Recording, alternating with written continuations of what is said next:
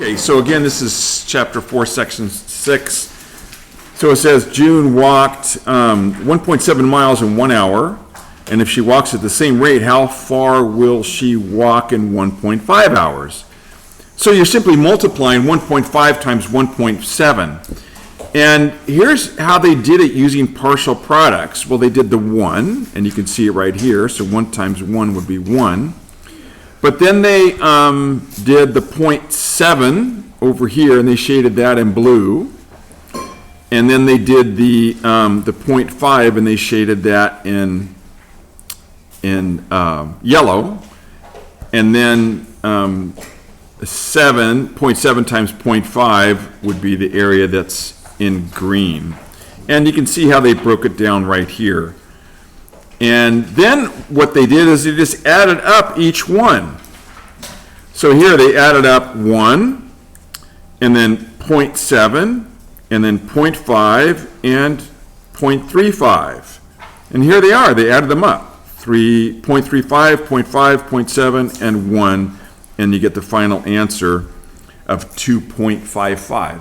And if that helps you to look at it that way, to break it down that way, you're certainly welcome to. Let's look at the convince me. It says in the example above, how many miles will she walk in 2.8 hours?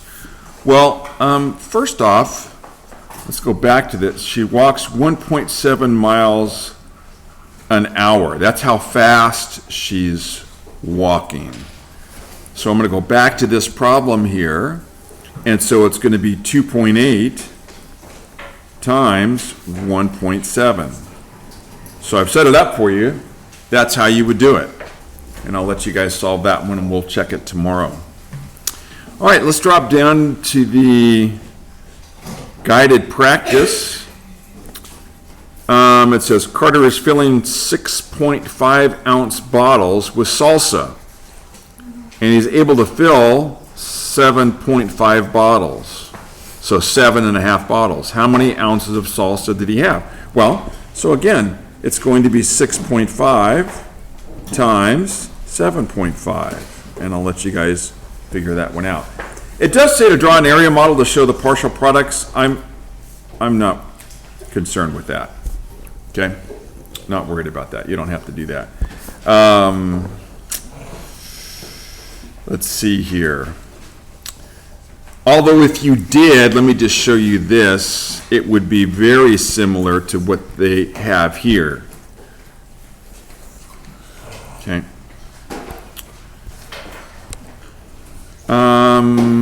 2 through 5.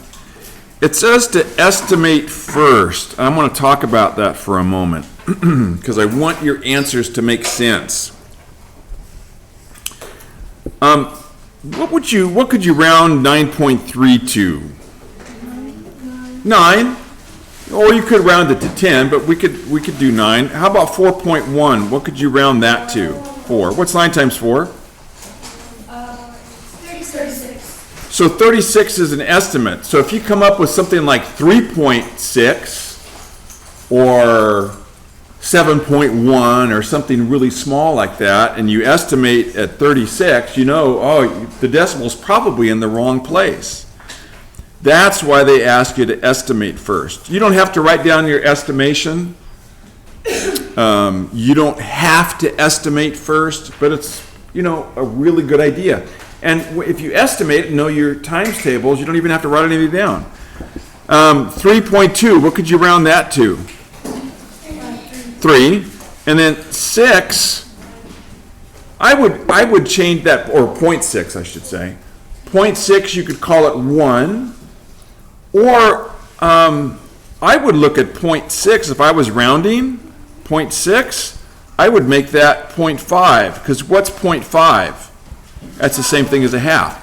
And it's often easy to cut things in half. What's half of 3? 1.5, I heard somebody say. So 3.2 times 0.6, an estimate, 1.5.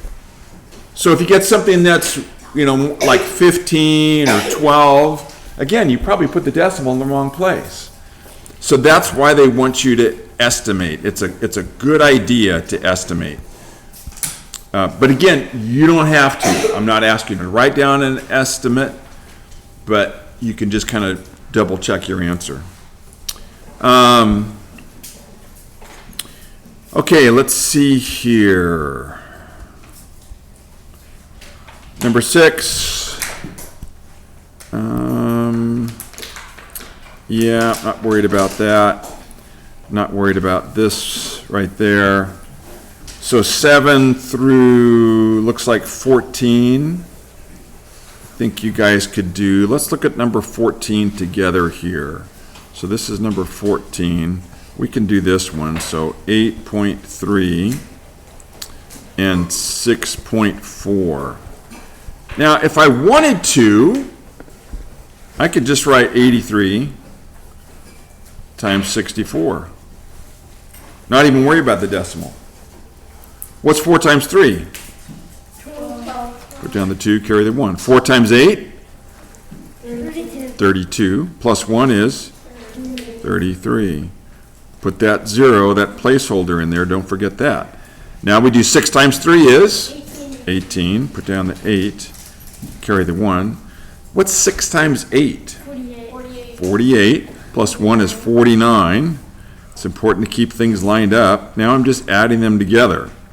So 0 and 2 is 2. 8 and 3 is 11. Carry the 1. 9 and 1 is 10. Plus 3 more is 13. Put down the 3. Carry the 1. And 5. So there's my answer.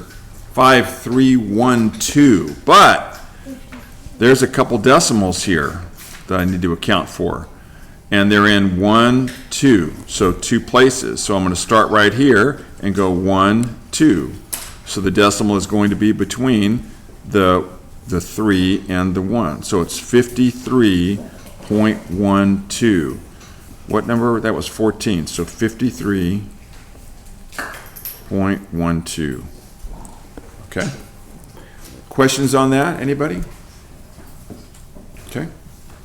Yeah, this is just more of the same. It's pretty much what we've been doing all week, although they're gradually getting a little more difficult. Number 15, the gravity of Venus is 0.13 times that of Jupiter. What is the gravity of Venus in relation to Earth's gravity? So this is all relative to Earth's gravity. So okay. The gravity of Venus is 0.35, so that's not in the chart. Jupiter is 2.6. What is the gravity of Venus in relation to Earth's gravity? Let me think about that one. I want to make sure I understand what they're asking. Let me cheat and look at the teacher's book here.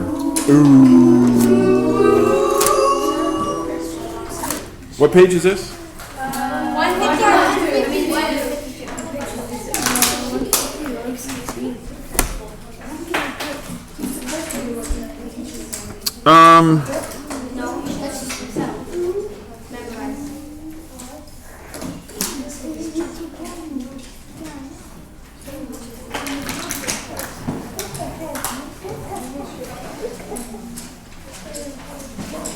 Yeah, I'm going to hold off on that one. I'll get back to you guys in that. So in other words, you don't have to do it right now, but we'll talk about it tomorrow. I want to make sure I'm going to do it right. Okay, don't sharpen right now. Thank you. All right, number 16, about how many times as great is Jupiter's relative surface gravity as... About how many times as great is Jupiter's relative surface gravity as Neptune's relative surface gravity? I think they're asking us to compare the two. So we're talking about Jupiter. So here's Jupiter. Here's Jupiter. And then Neptune's. And here's Neptune's. So what they're asking you to do is to compare these two. And if you were to round Jupiter, what could you round it to? Maybe 2.5? Okay. How about Neptune? What could you round that to? 1.2. Yeah, I think 1.2 is reasonable. So now looking at those two numbers, 1.2 compared to 2.5, you could say that Jupiter is about twice that of Neptune. So I'll write that down here. Jupiter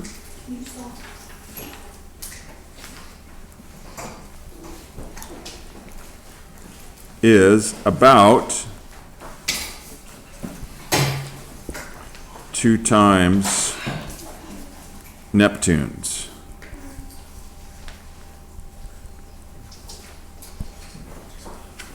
Okay. Number 17, how are we doing on time here? Doing okay. 1 quart of water weighs 2.1 pounds. There are 4 quarts in a gallon. How much does a gallon of water weigh? You guys can do that one. Number 18, Isaac bought 3 packages of nuts. He bought 1 package of peanuts that weighed this much. So the peanuts weighed 3.7 pounds. That's a lot of peanuts. And he also bought 2 packages of pecans. The pecans weighed 1.46 pounds. And 2 of those, and 1.5 pounds. Did the peanuts or pecans weigh more? Well, you're going to have to add the pecans. Add those up. Add up.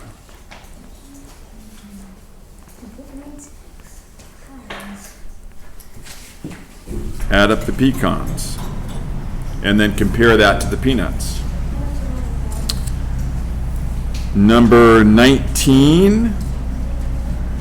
How does the estimation help you place the decimal point in a product correctly? Explain your reasoning. So could anybody answer that? How does estimation help you place the decimal point in a product that's the answer to a multiplication problem correctly? How does it do that? Anybody have any idea? We just did a couple like that. We did the very beginning, I was showing you how to estimate. So let me ask you this. Let me ask you, how would you, or why would you estimate? Ms. Noble. Okay, I like that. It helps you check the reasoning of your answer. Helps you check the reasoning of your answer, the accuracy of your answer. Let's say you estimate something to be 20 and you come up with 426. I think you made a mistake, huh? That's why you estimate. Ms. Noble, question or another comment? Speak up, honey. For number 16, well, is it a proper name of something? Yes, you would. Okay. All right, number 20. It says the area of Dimitri's tabletop is a whole number of square feet. So could be 1, 2, 3, 4, 5. Could the length and width be decimal numbers, each with 1 decimal place? Explain your answer. So here's Dimitri's table. All right. And so they're saying the area, what's inside here, is a whole number.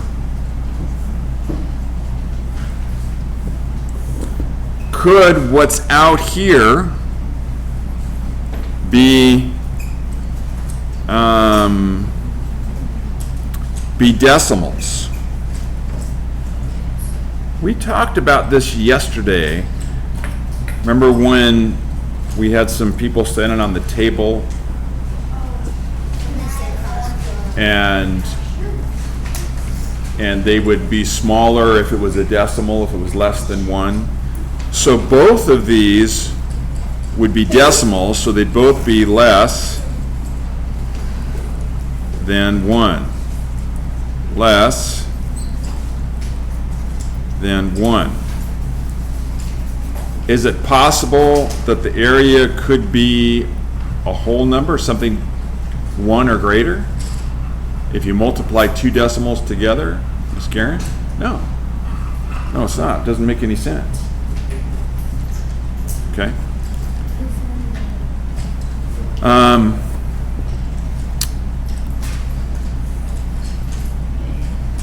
So let's see here. If you multiply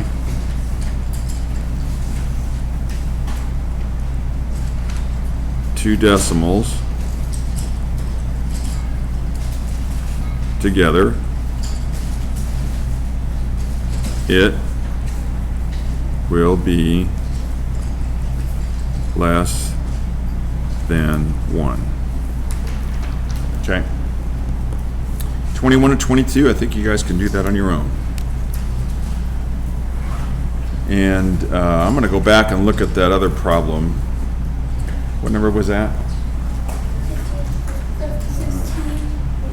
15. Yeah, I'm going to look at 15 and see if I can figure out what they're talking about there, and I'll get back to you guys on that. Okay, I'm going to end this here.